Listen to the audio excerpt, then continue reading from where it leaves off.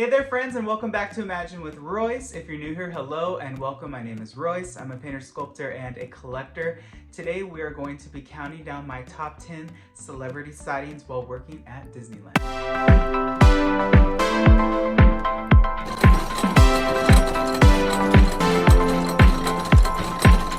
Alright, so coming in at number 10 is going to be a mashup of Disney artists that I got to meet. We're talking Imagineers such as Marty Sklar, Kevin Rafferty, Tony Baxter. We're talking Imagineering legends, right? That I had the honor of meeting, picking their brains a little bit. It was such an honor. Even Walt Disney Animation Studio animators like Mark Hinn, the designer of Simba, Belle, Princess Jasmine.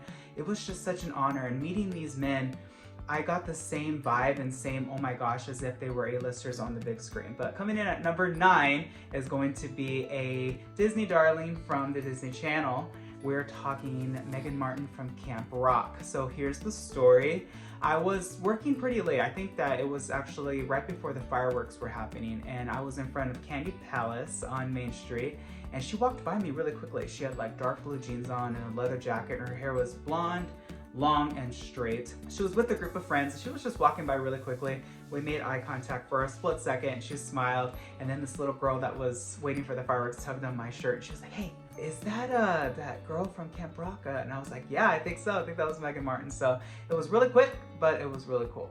And coming in at number 8 is going to be another Disney Channel alum. We're talking Corbin Bleu from High School Musical. This time around, I was actually in front of the Jolly Holiday on Main Street exiting the park, and I saw him with a plaid. So a lot of you know, if you see a plaid at Disney, more than likely it's a celebrity or somebody that has a prestigious position, right? Because they're pretty darn expensive. And he was just walking by, he was on his phone. I shouted, "Hey Corbin." He didn't look, but I remember just seeing him, and he was just really short. And this is going to be a common theme on this list because I don't know if they cast short actors on purpose, but I remember seeing him at High School Musical, the concert, back in like 2009, and he was short then, so it was just interesting seeing him in person. Coming in at number 7 is going to be a music icon. We are talking Adele. So this was in front of It's a Small World. There's like this little candy shop kind of right where the characters exit and enter, and I remember my coworker at the time, she was like, "Hey, I recognize her." And I was like, "Who is it?" She's like, "I recognize her from the tattoo on her back or her arm or something like that. I can't remember." But she was like, "It's Adele! It's Adele!" She started like freaking out. It was so funny. And I remember she was buying popcorn for her daughter, I guess, and she was getting like a giant lollipop. I'm a fan of her music, but I think that for my coworker at the time, I think she was way more excited than I was. So coming in at number 6 is going to be Mitt Romney, our first politician on this list.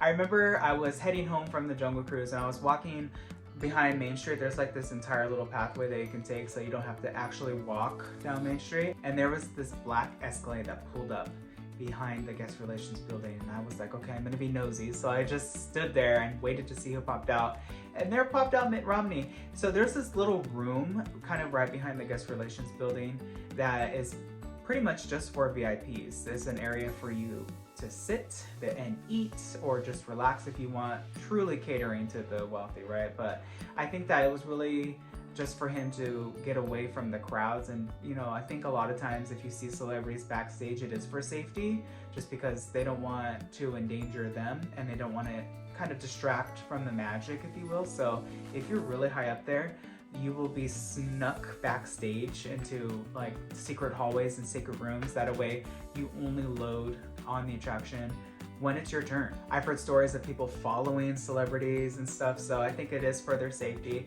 especially Mitt Romney. I think at the time he had just lost to Obama or something like that, so he was pretty still high up there in terms of fame, right, and relativity. The next lady on our list, I remember being so starstruck by her. I had a mini panic attack. We are talking Ashley Greene. She played Alice in the Twilight Saga. I was working Indiana Jones, so this was over in Adventureland, and I just remember I was kind of in that position where you press the console and you advance the vehicle to the next little station. And I remember she came from the backstage area and she walked up. She had her hair in a ponytail, so it looked short, so she looked like Alice. And there was this guy that I used to work with, I think his name was Jared, and he looked identical to the actor that played Jasper in the movie. So I remember he was working right across from me in the next console, and she did a double take at him. So that kind of confirmed my like opinion on him and everyone else's, that is his like long lost twin or brother.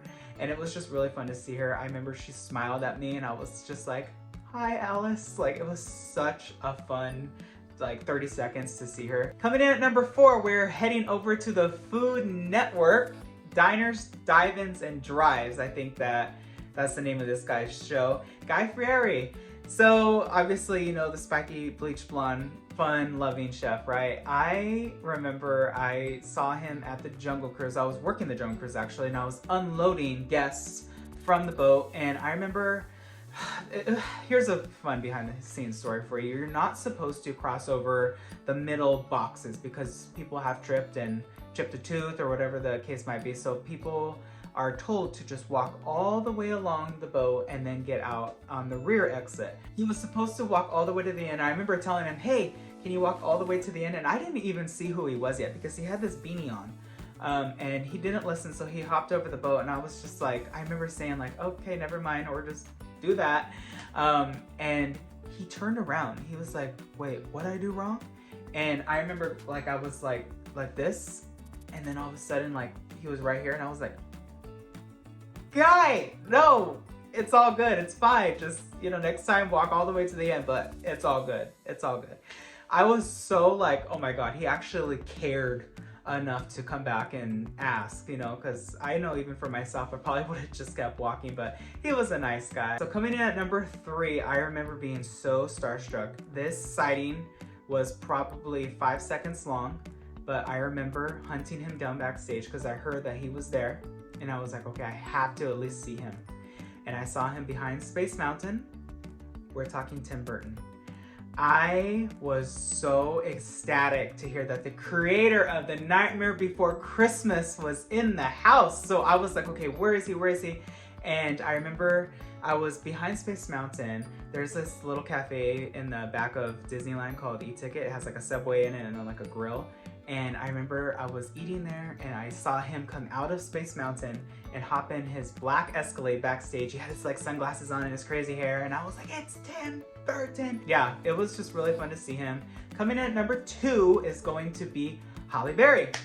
So I remember I was working steam trains this time around, and I was heading over to where the Opera House bathrooms are. So if you know those smelly bathrooms under the right tunnel, directly to the right, actually right when you enter Disneyland, there's a little like wall that kind of zigzags. And I remember going backstage, and immediately I made eye contact with Halle Berry, and I was like, whoa, it's the amazing actress. She was beautiful. I remember she had sunglasses on, and we made eye contact, and I immediately recognized her because she smiled at me, and I remember her smile, right? It's pretty legendary.